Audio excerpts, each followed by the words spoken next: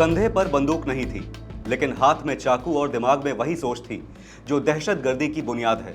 महाराष्ट्र के मीरा रोड में एक ऐसा हमला हुआ जिसने आतंक की पनपती सोच को फिर से सबके सामने ला दिया। नमस्कार, आप देख रहे हैं आपका अपना न्यूज चैनल सत्य सर्वोच्च न्यूज और मैं हूं सोम।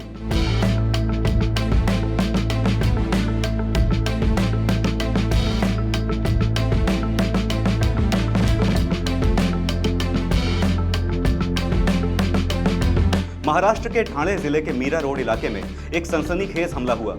एक 31 वर्षीय युवक ने एक अंडर कंस्ट्रक्शन बिल्डिंग में तैनात 2 सिक्योरिटी गार्ड्स पर चाकू से हमला कर दिया।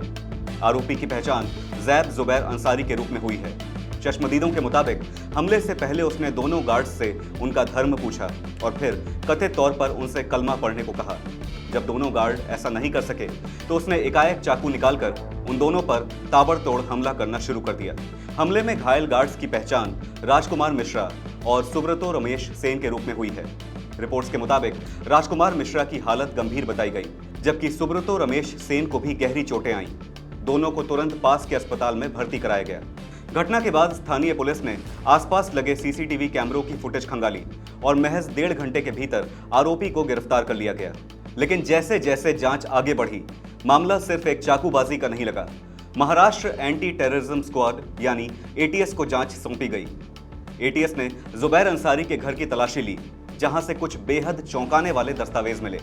इनमें कथित तौर पर आईएसआईएस, जिहाद और लोन वुल्फ अटैक जैसे शब्द लिखे मिले। जांच एजेंसियों के मुताबिक आरोपी ने अपने नोट्स में इस हमले को आईएसआईएस में शामिल होने की पहली सीढ़ी बताया था। पुलिस का कहना है कि प्रारंभिक जांच में संकेत मिले हैं कि आरोपी इंटरनेट के जरिए इस्लामिक कट्टरपंथी सोच से प्रभावित हुआ था। संभावना है कि वो लंबे समय से इस तरह की चीजें ऑनलाइन देख रहा था। प्राप्त जानकारी के अनुसार जुबैर अंसारी विज्ञान में स्नातक है, जिसने 2019 में भारत लौटने से पहले कई साल अमेरिका में बिताए थे। वो मीरा रोड में अकेले रहते हुए कथित तौर पर ऑनलाइन केमिस्ट्री कोचिंग देता था। पुलिस अब ये पता लगाने में जुटी है कि क्या जुबैर किसी बड़े नेटवर्क से जुड़ा था या फिर ये पूरी तरह से एक लोन वुल्फ यानी अकेले की गई दहशतगर्दी वाली मानसिकता की वारदात थी। इस घटना के बाद इलाके में सुरक्षा बढ़ा दी गई है। स्थानीय लोगों में डर का माहौल है, क्योंकि हमला किसी निजी दुश्मनी से नहीं बल्कि कथित मजहबी कट्टरता से जुड़ा दिखाई दे रहा है। राजनीतिक और सामाजिक स्तर पर भी इस घटना ने गंभीर सवाल खड़े कर दिए हैं। सबसे बड़ा सवाल यही है कि क्या देश में ऑनलाइन जिहादी सोच अब चुपचाप युवाओं, और वो भी पढ़े लिखे और रोजगार से जुड़े युवाओं के दिमाग में जहर घोल रही है। फिलहाल आरोपी पुलिस हिरासत में है। उसके मोबाइल, लैपटॉप और डिजिटल गतिविधियों की फॉरेंसिक जांच की जा रही है। एटीएस ये जानने की कोशिश कर रही है कि कहीं इसके पीछे कोई अंतर्राष्ट्रीय संपर्क तो नहीं।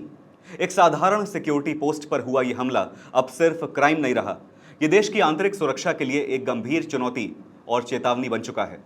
क्योंकि कभी कभी सबसे खतरनाक हमला सीमा पार से नहीं बल्कि कट्टर सोच के भीतर से आता है।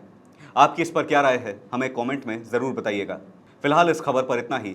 देश और दुनिया की बड़ी और अहम खबरों के लिए बने रहिए सत्य सर्वोच्च के साथ। अपना ध्यान रखें। धन्यवाद। जय हिंद।